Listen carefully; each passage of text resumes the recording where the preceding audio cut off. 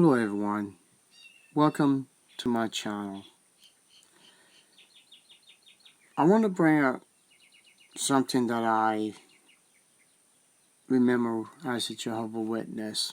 There was a scripture that I remembered. I thought this scripture applied to anyone in the deep future, that when there could be a point that you could build your own house, you never have to grow old and die, and your children or your grandchildren or a stranger would take the house that you built by your own hands. And that scripture is in Isaiah 65. And a while back ago,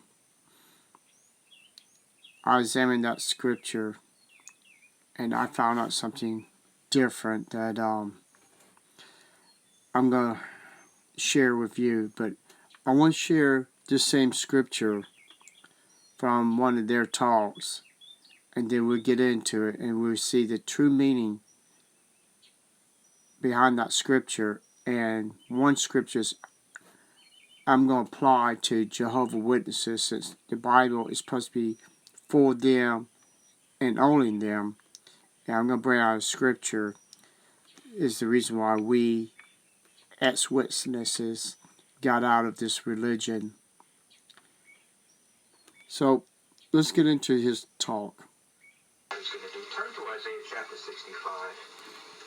We're going to read verses 21 and 22. See, not only and therefore be no war, but under these conditions. Isaiah 65, 21 and 22. And again, look at how he emphasizes it by saying, and they will build houses. No. It says, certainly, without a doubt, no question, it is going to happen. They will certainly build houses. Now let me tell you why that is so significant to me. It is because in all of my life, I have never lived in a house. See, a lot of you live in houses, all right? I've never lived in a house. I was born in Brooklyn, New York, and we lived in an apartment. And I can remember... You live in apartments, which I can understand. You don't have a freedom of not having a house without neighbors screaming upstairs to your right, to the left either, or downstairs. So I understand that. But this scripture,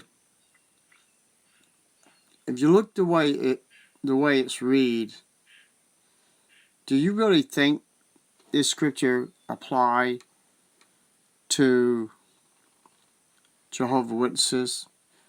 Now, let's go to another part in this chapter, and then I'll show you proof. This chapter has nothing to do with Jehovah Witnesses. Isaiah 65:19. This is God, or this could be Jesus talking, will rejoice in Jerusalem, and the joy in my people.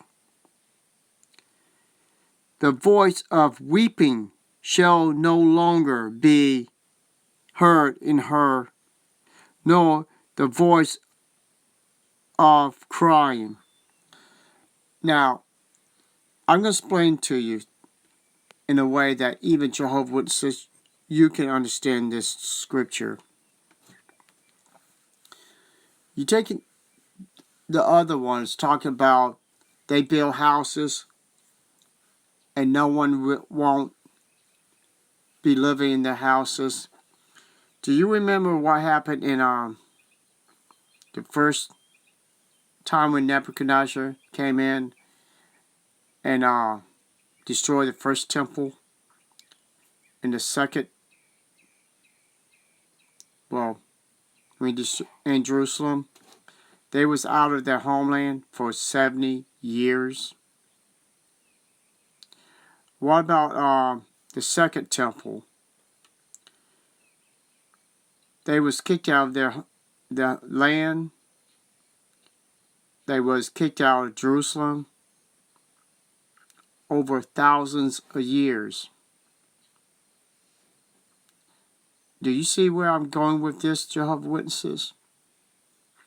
I hope you start listening. The Jews became known again when they returned to their homeland in 1948. This scripture is applied to the Jews who returned and became a nation again. And this part about there would be no more weeping in her, and nor the voice of crying. Do you know why the people over there is crying and weeping? Because of the Muslims and other countries that in the past who trying to destroy them. They're the ones that this scripture applies to the Jews. They see so many missiles shot in their country day and night from Gaza. They are being tormented by suicide bombers, women, men, Muslims going around with knives stabbing these people, the Jews. These are the ones that's truly weeping and crying and being persecuted. Jehovah's Witnesses, the only reason you're persecuted is because your watchtower is teaching you false doctrines, and people all over the world, the reason they're persecuting you, because they don't want to hear your watchtower's lies. They don't want to hear your false teaching. Now I'm going to share one scripture. Now you still believe these scriptures in this chapter is talking about you. And also, I want to bring one more point out. In 19, I will rejoice in Jerusalem in the joy of my people. Now, Jehovah's Witnesses, it don't take a kid's mind to see if you are God's people, why isn't it your headquarters in Wallkill, not in Jerusalem? Why is your headquarters in the United States when it should be in the land of the promised land that God gave to his chosen people? Who has returned to their land? Is it you, Jehovah's Witnesses? Are you on God's holy mountain? I know you've seen those scriptures many times. God's holy mountain. Are you there? No, it's the Jews. See, even an adult that must be wiser than a child can see the truth. But your minds is pretty bad because you think your headquarters is over there in Jerusalem, but it's not.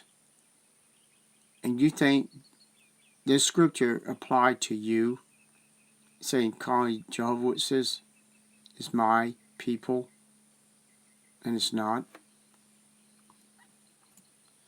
Now this scripture, Jehovah's Witnesses, if you think that chapter is applied to you, I'm going to say this scripture does apply to you. Isaiah 65, and we're going to read verse 2. I have stretched out my hands all day long to a rebellious people who walk in a way that is not good. Jehovah's Witnesses, that is you, because y'all hide pedophiles. You have predicted the world in too many dates. You got so much corruptness in there. You got witnesses who killed their families, murdered people. You commit fornication, adultery, and many crimes. Who walked in the way that is not good, according to their own thoughts. Thoughts, oh my gosh. That's right, you don't think for yourself, Jehovah's Witnesses. You let Watchtower teaching to be your thoughts. Let's try that again. You have no thoughts. You let Watchtower to make your own thoughts, your thinking, and you don't even think for yourself. Verse 3, a people who provoked me to anger, continuing to my face. And you wonder why we got out? Because we could see the scriptures. We know we was pissing God and Christ off because we were lying to people saying this is God's organization when it's not and never will be. So this scripture should apply to you, Jehovah's Witnesses, because you think by Watchtowers were your thoughts that you believe that God rejoiced in Wallkill and his people is named Jehovah's Witnesses, and the voices of weeping no longer be heard anymore. When have you weep, Jehovah's Witnesses? When have you been really tormented for 3 generations? 3 generations. Jerusalem is being weeping now. It has been weeping when they got kicked out 70 AD. They got weeping when they got kicked out in 587, 586. Because they was doing things bad in God's eyes. That's the reason they was weeping. Because what they did to their father, who gave them the land, gave them a place to live, and that's the reason why in the future, when they have opened their hearts back to Him, this scripture is applied to the Jews, not to Jehovah's Witnesses. Thank you.